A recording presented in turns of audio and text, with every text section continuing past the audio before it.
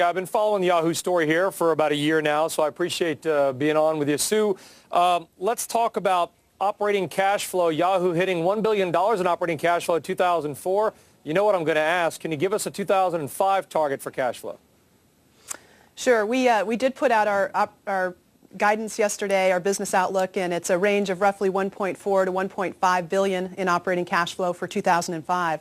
And as well, if 2004 was the year we could hit $1 billion in operating cash flow, 2005 is the year that we hope to hit it in free cash flow, even after capital expenditures. So we have a very optimistic outlook because our business is really doing well. And what I've talked to from analysts today about the numbers last night and your guidance is search revenue grew 16% quarter over quarter last quarter. They want to see that number come up a bit. How do you get search revenue up maybe into, say, the 20+% range, growth quarter over quarter? You know, we're focused on delivering the best user experience in search and also the best platform for our marketers in search. And we have just come off a year in which we've only been in the business for 11 months and really established a record of very powerful innovation, not only with the core main site search, but in image search and video search and et cetera. We have a very, very ambitious pipeline. So we're excited about being able to deliver a great consumer experience, and we think the financial side will really take care of itself. Can you tell us about any paid search trends that we are seeing? Are we seeing a strengthening up of pricing? Overall, the search market is really being defined by an enormous growth in volume.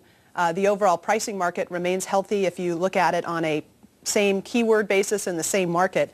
What gets complicated is that we're expanding so rapidly in terms of new categories, new keywords, new combinations of keywords, and new markets that the mix changes affect the overall pricing. Year over year, our RPS in the U.S. was up nice double digits, and for the quarter, it was relatively stable with Q3 for seasonal reasons. So per keyword, perhaps maybe a little bit weaker, but you can make that up in volume? Per keyword, pricing is actually relatively stable to strong in certain keywords, but the volume remains the primary driver of the growth. Does additional competition, obviously not only from Google, Amazon rolling out an A9, a type of a search engine, you've got a lot of people out there that want to get involved in the search business. Does this dilute the possibility for increased revenue growth, or does it make maybe more advertisers and a greater exposure and bring more people to the table, and you can bring in some customers that hadn't used paid search before? Which one? We'll start with where competition is really great for consumers. It has really led to a powerful rate of innovation over the last year, and we think that's likely to continue. It's such an attractive market for advertisers, and it's such an attractive service for consumers that we think the market is going to grow very, very rapidly. There's lots of room for a number of competitors. We've had competitors throughout Yahoo's history, and we really thrive on that. So we think it's going to be good for consumers and great for the market.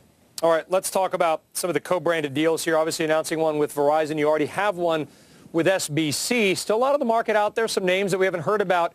Is this a strategy, the co-branded portal deal, that you would like to expand on? Can you see yourself, aside from SBC and Verizon, going after a Bell South and some of the other RBOCs that are out there?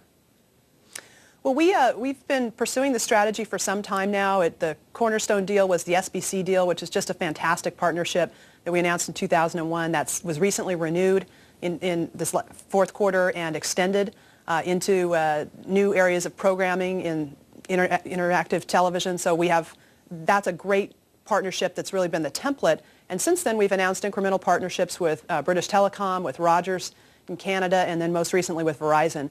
And it all validates the strategy that we are really a preferred partner to work with for a lot of the distribution and broadband companies to ultimately provide the best user experience possible. We help them grow subs, we help them reduce their churn, and ultimately we provide our consumers with a great experience. Any other deals, though, imminent? We're always in the marketplace, and at the right time we'll make announcements if they materialize. I'm going to ask you to become a foreign exchange trader if I can, Sue. Currency benefits have helped a number of companies like IBM. What is and you guys operate globally as well, what, if any, benefits are you seeing from currency conversion? And with the recent change in the dollar's position the last couple of weeks, do you expect that any benefit or negative or I guess hit would reverse given what the dollar has done so far this quarter? Currencies have benefited our financials over the last couple of years. In this quarter, about $8 million or so on the operating line because of the weakening dollar relative to many other currencies in which we operate. I will say, though, that we have kind of a natural hedge. All of our costs are denominated in local currencies as well as our revenue in those local currencies. So the impact overall gets muted once you translate it back. And probably probably not smart for me to get into the business of forecasting currencies overall, but we really do look at our business as a global one. And so at any given time, different currencies may change in values relative to one another, and that's just part of the long-term mix of our business. Well, I won't ask you to give us a target. I won't put you on the hook like I do our currency trading guests, but I will ask you this. Does it benefit you better if the dollar remains weaker? A weakening dollar does benefit us because we are reporting our results in dollars. So given that we have about 22% of our business outside the U.S., when that 22% gets translated back into dollars at higher rates, that does benefit our business. But again, by the time you get to the bottom line, it's not a very big effect. It's really more of a revenue effect. All right, Sue Decker, Chief Financial Officer and de facto currency strategist for Yahoo. We appreciate it, Sue. Thank you very much. Susie and I appreciate it. Back to you now. Thank you.